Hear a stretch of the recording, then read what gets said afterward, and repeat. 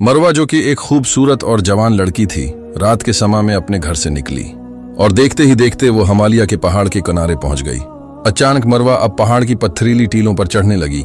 रात का 1 बज चुका था और दूर दूर तक किसी इंसान का नाम और निशान भी नहीं था। मरवा, जो कि बहुत खूबसूरत और जवान लड़की थी, रात के उस अंधेरे में पहाड़ की पत्थरीली चोटियों को पकड़ती हुई तेजी से ऊपर जा रही थी और देखते ही देखते वो पहाड़ के ऊपर आ पहुंची। ये एक बहुत वसीया पहाड़ी इलाका था और पहाड़ के कोने में लकड़ी से बनी झोपड़ी जैसा एक घर था। अब ये जवान और खूबसूरत लड़की उस झोपड़ी की तरफ बढ़ने लगी। रात अपने पूरे उरूज पर थी और अंधेरा हर तरफ छाया हुआ था। मरवा पहाड़ के ऊपर चलते चलते अब इस झोपड़ी के बाहर आकर खड़ी हो गई। झोपड़ी का दरवाजा बंद था। तभी मरवा ने दरवाजे के एक सुराख से अंदर झांका और फिर अचानक सीधी खड़ी हो गई और उससे पहले कि वो दरवाजा बजाती, अचानक मरवा ने अपने आप को देखने लगी। तभी मरवा ने अपने प्रस से एक शीशा निकाला और अपने बाल संवारने लगी। फिर अपने आप को ऊपर से नीचे तक देखने लगी। अपने कपड़ों को ठीक करने लगी ताकि वो बहुत प्यारी और अच्छी लगे। जब उसे यकीन हो गया कि वो बहुत खूबसूरत लग रही है और उसकी जवानी भी अपने उरूज पर है, तब देखते ही देखते मरवा ने उस झोपड़ी का दरवाजा खटखटाना शुरू कर दिया। खट खट खट। मरवा लगातार दरवाजा पीटने लगी और वो एक ही समय अपने आप को संवारने में लगी थी। अचानक झोपड़ी का दरवाजा एकदम से खुला और अंदर से लगभग इसी साल का बूढ़ा करीम बाहर आया। जैसे ही उसने मरवा की तरफ देखा, वो उसे देखता ही रह गया और मरवा को देखकर एकदम मदहोश हो गया। तभी मरवा ने कदम उसकी तरफ बढ़ाए और उसकी आंखों में देखते हुए मुस्कुराने लगी। करीम इससे पहले कि कुछ पूछता, मरवा उसके बहुत करीब आकर खड़ी हो गई और करीम भी जैसे किसी और ही दुनिया में चला गया। तभी मरवा एकदम से बोली, मैं उस पहाड़ में अपने घर वालों के साथ घूमने के लिए बहुत दौर से आई थी। वो मुझे यहाँ भूल कर चले गए हैं। क्या आज की रात तुम मुझे अपने साथ अपनी झोपड़ी में रख सकते हो? करीम ने जैसे ही मरवा की ये बात सुनी, वो एकदम दिल ही दिल में मुस्कुराने लगा। इतनी जवान और खूबसूरत लड़की को देखकर उसके दिल की धड़कन तेज होने लगी। करीम बना बोले और कुछ पूछे बना मरवा के बिल्कुल पास आकर उसे ऊपर से नीचे तक घूरने लगा और उसके चारों तरफ चुकर काटने लगा। मरवा ने देखा तो बोली, क्या हुआ, क्या देख रहे हो? करीम अब उसके बिल्कुल पीछे आकर खड़ा हो गया। मरवा के चेहरे पर भी एक मुस्कुराहट थी जिसे वो खुद जानती थी। लेकिन तभी मरवा ने अचानक मुड़कर करीम की तरफ अपना चेहरा कर लिया और बोली, हाँ, क्या सोचा, आज की रात मुझे सदा सलामत रखोगे? करीम ने जब ये अल्फाज सुने तो वो जैसे दीवाना हो गया। वो उसकी तरफ आया, मरवा का हाथ पकड़कर बोला, हाँ क्यों नहीं, आओ, तुम रात यहाँ गुजार सकती हो, आओ अंदर आओ। देखते ही देखते मरवा झोपड़ी के अंदर दाखिल होने लगी और करीम भी दिल ही दिल मुस्कुराते हुए झोपड़ी के अंदर चला गया। झोपड़ी के अंदर आते ही मरवा ने उधर उधर देखा। इतने में करीम ने पीछे से दरवाजे की कंडी लगा दी। मरवा ने अचानक अपनी गर्दन मड़कर देखा। क्या हुआ, तुमने ये कंडी क्यों लगाई है? करीम बोला, यहाँ रात को 4 लकीरों का खतरा होता है, कोई भी घुस सकता है, इसीलिए कंडी लगाई। मरवा एक पल के लिए मुस्कुराई और बोली, ओह अच्छा। झोपड़ी में 2 कमरे थे। तभी मरवा एक कमरे से दूसरे कमरे में गई और बोली, मुझे कहां सलाओगे? करीम हंसते हुए बोला, जहां तुम्हारा दिल करे सो जाओ। मरवा ने कहा, ठीक है, एक कमरे में तुम सो जाओ और दूसरे में मैं सो जाती हूँ। करीम एक पल के लिए मरवा की आंखों में देखता रहा और फिर कुछ सोचते हुए बोला, ठीक है, जैसी तुम्हारी मर्जी। ये कहकर करीम दूसरे कमरे में आया और अपने बस्तर पर लेट गया, मरवा के बारे में सोचते हुए। मरवा भी अपने बस्तर पर लेट गई और करोटें लेने लगी। तभी अचानक बाहर से कितों के भौंकने की आवाज आई। मरवा अचानक उठकर भागती हुई करीम के पास आकर खड़ी हो गई। करीम अपने बस्तर पर लेटा हुआ सो रहा था। मरवा अचानक इसके बिल्कुल पास आकर बैठी और उसे हिलाते हुए बोली, उठो उठो, मुझे डर लग रहा है, मुझे डर लग रहा है। करीम अचानक उठकर बस्तर पर बैठ गया। क्या हुआ, क्या हुआ? मरवा ने कहा, वहां नहीं सोना, मुझे डर लग रहा है, मैं यहीं तुम्हारे साथ इसी कमरे में सोना चाहती हूँ। जब करीम ने मरवा को अपने इतना करीब बैठा देखा और उसकी ये बात सुनी तो वो दिल ही दिल खुश होने लगा। मरवा भी करीम की आंखों में देखते हुए मुस्कुराने लगी। तभी करीम ने कहा, लेकिन यहाँ तो एक ही बस्तर है, तुम कहाँ सोओगी? मगर मरवा कुछ ना बोली और अचानक करीम का बाजू पकड़ते हुए बोली, चलो उठो, आओ बाहर पहाड़ में चलते हैं, मेरा दम घट रहा है। करीम ने जब ये देखा तो उसकी सांसें तेज हो गईं और वो अचानक उठ गया। चलो चलो, मैं तुम्हें बाहर ले चलता हूँ। मरवा ने करीम का हाथ पकड़ लिया और उसे बाहर पहाड़ में ले गई। रात पूरी तरह से काली हो चुकी थी, जहां नीचे सैकड़ों फुट गहराई थी। मरवा इस पथरीली चट्टान पर खड़ी होकर करीम की तरफ देखती हुई बोली, देखो मैं तुम्हें खूबसूरत लग रही हूं ना, बताओ कैसी लगी हूं मैं तुम्हें। करीम ने जब मरवा की ये बात सुनी तो आंखें फाड़ फाड़ कर मरवा को देखने लगा और अचानक उसकी तरफ बढ़ने लगा। मरवा ने एक खास अदा में कहा, क्या हुआ, बताओ कैसी लगी हूं मैं। करीम के दिल में खुशी फूटने लगी। इसे समझ में आने लगा कि मरवा क्या कहना चाह रही है। अचानक करीम मरवा के करीब आया और अचानक उसे गोद में उठा लिया और बोला, चलो अंदर चलते हैं, तुम बहुत खूबसूरत हो, बहुत प्यारी हो। मरवा मुस्कुराने लगी और करीम की तरफ देखती रही। करीम गोद में मरवा को उठाए झोपड़ी की तरफ जाने लगा। वो झोपड़ी के पास पहुंचने ही वाला था कि अचानक उसके जहन में कुछ सोचकर वहीं रख गया। उसने मरवा को गोद से नीचे उतारा और खड़ा कर दिया। फिर उसे ऊपर से नीचे तक चारों तरफ से घूरने लगा और बोला, पहले बताओ तुम कौन हो, ये सब इतनी जल्दी कैसे मुमकिन है, मुझे यकीन नहीं आ रहा। मरवा ने जब ये सुना तो उसके दिल की धड़कन तेज हो गई। वो करीब आकर करीम की आंखों में देखते हुए बोली, बताया तो था, मेरे घर वाले मुझे यहां भूलकर चले गए हैं और कोई बात नहीं, तुम क्यों शक कर रहे हो। तभी करीम ने एक बार फिर मरवा के चेहरे को ऊपर से नीचे तक देखा और बोला, हाँ। मरवा भी मुस्कुराने लगी। तभी करीम बोला, आओ रात हो गई है, चलो अंदर जाकर सोते हैं। मरवा ने कहा, इतनी जल्दी क्यों, आओ चलते हैं। करीम और मरवा एक बार फिर हाथ पकड़े अब उस पहाड़ के दूसरे रास्ते से नीचे की तरफ जाने लगे। रात अपने आखिरी पहर पर थी और आसमान अंधेरे में लपट चुका था। तभी करीम को पहाड़ के किनारे पर एक गार दिखाई दी। करीम ने जब गार की तरफ देखा तो खुशी से झूम उठा और अचानक मरवा का हाथ पकड़कर बोला, आओ इस गार के अंदर चलते हैं। मरवा ने कहा, नहीं, इस वक्त अंधेरा होगा गार के अंदर। करीम बोला, आओ ना। और देखते ही देखते करीम और मरवा पहाड़ के किनारे पर मौजूद इस अंधेरे गार के करीब पहुंच गए। करीम दिल ही दिल मुस्कुराकर बोला, चलो तुम गार के अंदर जाओ, आओ। मरवा ने इधर उधर देखा और फिर गार के अंदर जाने लगी। करीम भी उसके पीछे पीछे गार के अंदर दाखिल हो गया। ये एक लंबी सरंगनुमा गार थी और अंदर की जगह बहुत तंग थी। मरवा गार के अंदर इधर इधर देखती हुई आगे बढ़ रही थी और करीम भी उसके पीछे पीछे आ रहा था। अचानक करीम चलते चलते एक जगह पर रुक गया जहां बहुत ज्यादा अंधेरा था और वहां एक ऊंचा सा पत्थर पड़ा हुआ था जिस पर लेटने की जगह मिल सकती थी। करीम ने मन ही मन कुछ सोचा और मरवा से कहा, तुम काफी थक गई होगी तो उस पर थोड़ा लेटकर आराम करो। मरवा मुस्कुराते हुए बोली, हाँ काफी थक गई हूं। देखते ही देखते मरवा इस बड़े पत्थर पर चढ़कर लेट गई। रात अपने पूरे अरूज पर थी और करीम तथा ये जवान मरवा पहाड़ के अंदर एक गार में मौजूद थे। तभी करीम मरवा के पास आने लगा।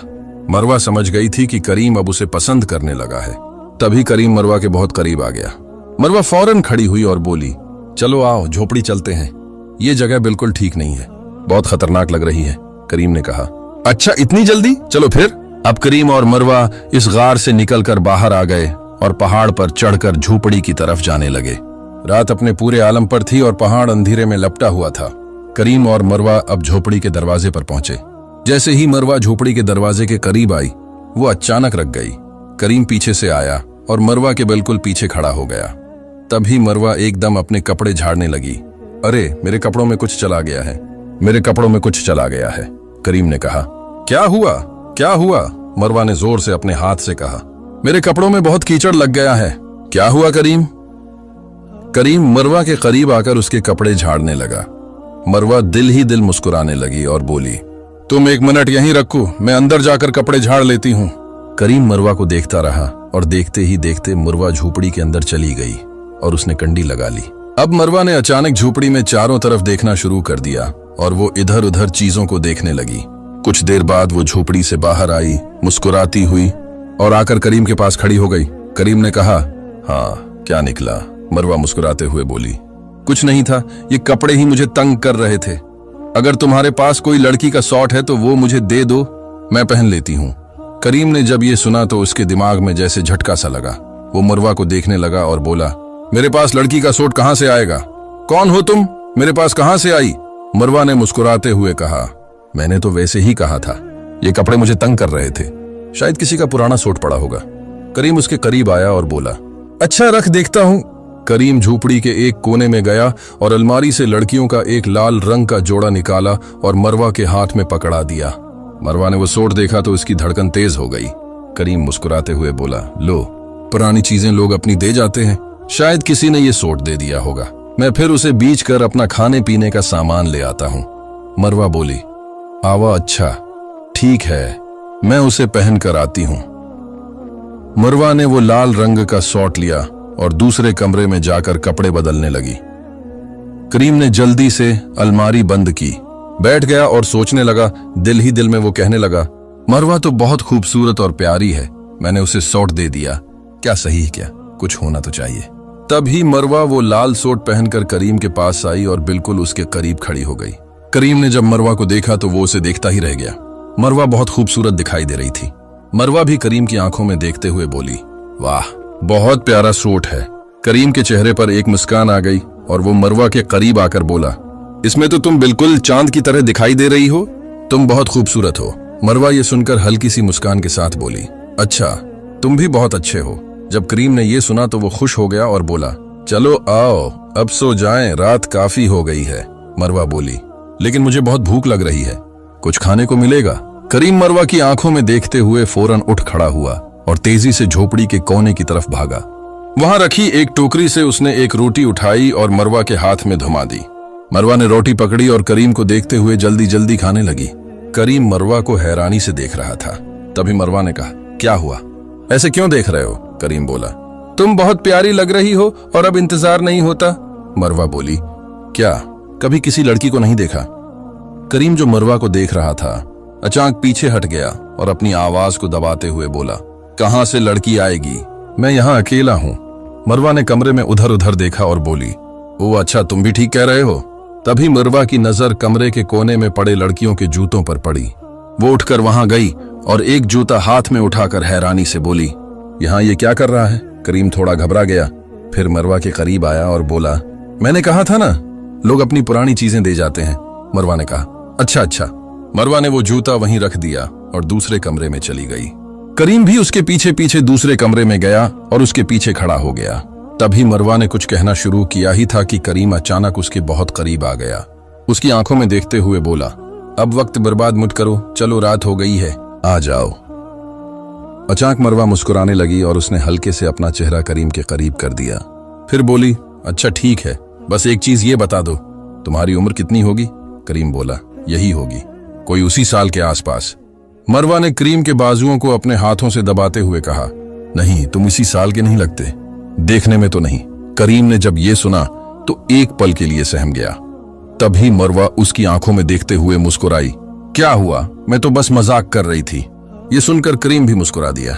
लेकिन तभी करीम ने अचानक मरवा के बाजुओं को मजबूती से पकड़ लिया और उसे खींचता हुआ दूसरे कमरे में ले आया। मरवा के दिल की धड़कनें तेज हो चुकी थीं। करीम और मरवा अंधेरे पहाड़ के ऊपर मौजूद इस सुनसान झोपड़ी के कमरे में बस्तर के पास खड़े थे। अचानक मरवा ने भी करीम को देखकर मुस्कुराना शुरू किया। तभी करीम मरवा की तरफ बढ़ने लगा और जैसे ही करीम मरवा के बिल्कुल करीब आया, मरवा ने अचानक करीम के मुंह पर हाथ रखकर प्यार से बोली, अच्छा अच्छा, एक मिनट रखो, सुनो ना, चलो हम एक खेल खेलते हैं, पकड़म पकड़ाई। अगर तुम जीते तो जैसा तुम चाहोगे वैसा होगा, और अगर मैं जीती तो जैसा मैं चाहूंगी वैसा होगा। करीम ने यह सुना तो जोर से हंसते हुए बोला, हाँ हाँ हाँ, ये भी कोई खेल है, ये तो मैं ही जीतूंगा, चलो आओ जल्दी करो। और देखते ही देखते करीम और मरवा दोनों झोपड़ी के दरवाजे से बाहर आकर खड़े हो गए। तभी करीम मरवा की तरफ देखते हुए मन ही मन कहने लगा, ये पागल लड़की मुझसे हार जाएगी और फिर जो मैं करूंगा वो जिंदगी भर नहीं भूलेगी। ये कहकर करीम मरवा की तरफ मुस्कुराने लगा। रात का आखिरी पहर था, हर तरफ अंधेरा छाया हुआ था और अब दौड़ शुरू होने वाली थी। तभी मरवा इस सुनसान पहाड़ पर अंधेरे रात में अपनी जान की बाजी लगाकर दौड़ने लगी। करीम कुछ पल वहीं खड़ा पीछे से मरवा को देखता रहा और फिर अचानक उसके पीछे दौड़ पड़ा। अब मरवा इस अंधेरे पहाड़ पर पथरीली चट्टानों और पसलते पत्थरों के बीच तेजी से आगे की तरफ भाग रही थी और करीम उसे पकड़ने के लिए पागलों की तरह उसके पीछे भागता चला आ रहा था। देखते ही देखते मरवा तेजी से पहाड़ की ऊंचाई की तरफ चढ़ने लगी। करीम भी मन ही मन अपनी जीत के ख्वाब सजाए मरवा की तरफ दौड़ता चला आ रहा था, लेकिन अब मरवा थक गई थी। तभी जब करीम ने देखा कि उसकी रफ्तार कम हो गई है, वो और तेज दौड़ा और अचानक आकर मरवा को पकड़ लिया। उसे पकड़ते ही करीम ने दीवानों की तरह अपनी बाहों में उठा लिया और खुशी से चलाया, पकड़ लिया, मैं जीत गया, अब मेरी मर्जी चलेगी। ये कहकर करीम ने अचानक मरवा को पहाड़ पर नीचे उतारा और पागलों की तरह उसे खींचता हुआ झोपड़ी की तरफ बढ़ने लगा। रात का आखिरी पहर था, पहाड़ भी अंधेरे में लपटा हुआ था और करीम मरवा को बाजू से पकड़ते हुए खींचकर झोपड़ी के दरवाजे तक ले आया। तभी करीम ने अचानक मरवा को झोपड़ी के अंदर धक्का दे दिया और खुद भी अंदर दाखिल हो गया। देखते ही देखते करीम ने दरवाजे की कंडी चढ़ा दी। अब करीम मुस्कुराता हुआ, हंसता हुआ मरवा को अपने कमरे में ले गया और पागलों की तरह उसकी तरफ बढ़ने लगा। मरवा ने यह देखा तो उसके दिल की धड़कन तेज हो गई। तभी करीम मरवा के बिल्कुल करीब आया और बोला, हाँ, अब मैं जीत गया हूं ना। जैसा तुमने कहा था, अब मेरी मर्जी चलेगी। जैसा मैं कहूंगा वैसा ही करना होगा। मरवा ने जब यह सुना तो वो समझ गई कि कहानी अब बहुत आगे तक जा चुकी है। अचानक मरवा करीम के करीब आई और प्यार से बोली, अच्छा, तुम 1 मिनट के लिए साथ वाले कमरे में जाओ, मैं जरा अपने कपड़े बदल लेती हूँ, फिर देखते हैं। करीम मुस्कुराता बोला, अच्छा चलो, ये तो तुम्हारी बात मान लेता हूँ। वो हंसता हुआ दूसरे कमरे में चला गया। मौका पाते ही मरवा ने अपने परस से कुछ निकाला और दीवार के पास रख दिया, फिर चुपचाप बस्तर पर बैठ गई। तभी करीम ने जोर से आवाज लगाई, हाँ, कर लिए कपड़े चेंज? आओ आओ। मरवा कुछ पल के लिए चुप रही, फिर बोली, हाँ, कर लिए हैं, आओ अब। करीम हिंसता हुआ तेजी से भागता हुआ मरवा के पास आ गया। जैसे ही उसने मरवा को देखा, बोला, अरे, कपड़े चेंज नहीं किए तुमने? ये तो वही कपड़े हैं। मरवा खड़ी हुई, करीम का हाथ पकड़कर मुस्कुराते हुए बोली, मेरे पास और कपड़े हैं ही कहां, यही ठीक है। करीम बोला, अच्छा चलो, जैसे तुम्हारी मर्जी। ये कहकर अचानक करीम ने मरवा को बाजों से पकड़ लिया। मरवा ने कहा, 1 मिनट, 1 मिनट। तभी मरवा ने अपने हाथ की मुट्ठी खोली जिसमें एक छोटी सी दवा की शीशी थी। मरवा ने करीम से कहा, पहले ये पी लो, उससे तुम्हें सुकून मिलेगा। करीम, जो अब पूरी तरह दीवाना हो चुका था, उसने वो शीशी उठाई और देखते ही देखते गले से नीचे उतार ली। देखते ही देखते अब करीम को कुछ होने लगा, उसका दिमाग चुकराने लगा। वो अचानक मरवा को पकड़ने के लिए उसकी तरफ बढ़ा तो मरवा वहां से हटकर पीछे हो गई। करीम फिर मरवा की तरफ बढ़ा और उसकी कलाई पकड़ ली। अब नशे में डूबा करीम बड़बड़ाने लगा, बहुत खूबसूरत हो तुम, तेरी जैसी खूबसूरत पहले कोई नहीं आई। मरवा ने यह देखा कि निश्चय का असर होने लगा है तो मुस्कुराते हुए बोली, छोट बोलते हो तुम, आई होगी मुझसे भी ज्यादा खूबसूरत कोई। करीम बोला, नहीं, जितनी भी आई हैं तुमसे कम खूबसूरत ही थीं, तुम तो आफत हो, आफत। मरवा मुस्कुराकर सब नशे में तूते की तरह फड़फड़ाते अल्फाज में बोला, यकीन से कहता हूं कोई भी लड़की तुम्हारे मुकाबले की नहीं थी। तभी मरवा ने मौका पाते ही कहा, फिर तुमने इन लड़कियों का क्या किया?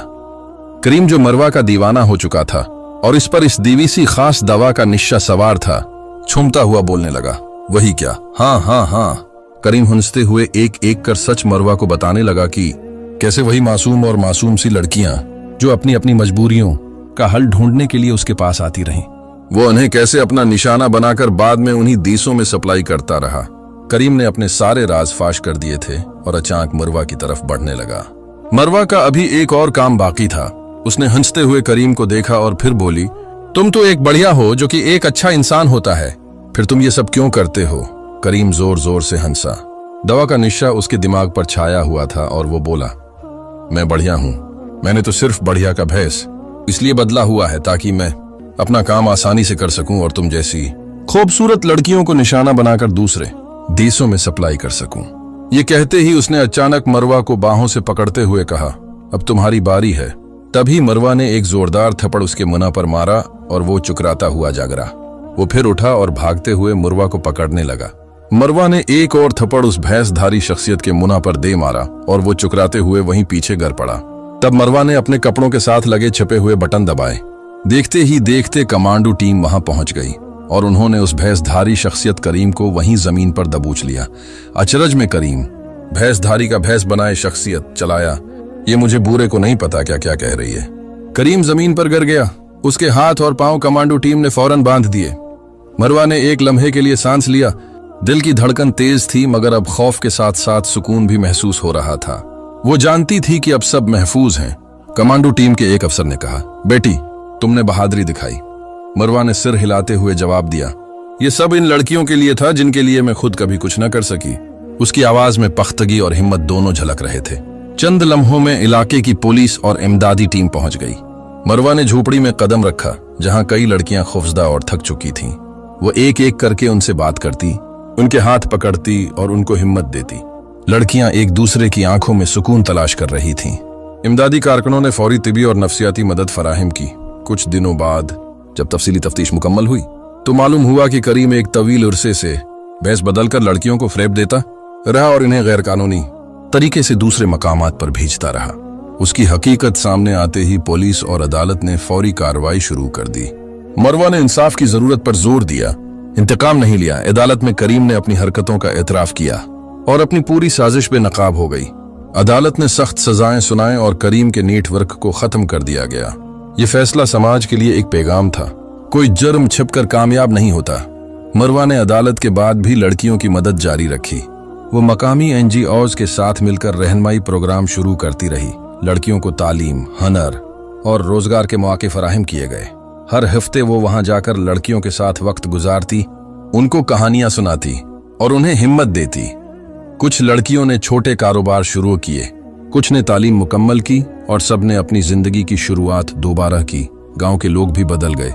वद्दीन अपनी बच्चियों को स्कूल भेजने लगे और नौजवान लड़के तरबीती प्रोग्राम्स में आए ताकि एहतिराम और शऊर सीखें। इस तब्दीली ने पूरे गांव को मुसब्बत समत में धकेल दिया। एक शाम मरवा पहाड़ के किनारे बैठकर सूरज के गुरूब को देख रही थी। वही जगह जहां सब कुछ शुरू हुआ था। उसके दिल में सुकून था और चेहरे पर एतमाद भरी मुस्कान। वो जानती थी कि अभी भी बहुत से लोग मदद के मंतजर हैं, मगर हर कदम के साथ ये यकीन मजबूत होता गया कि वो फर्क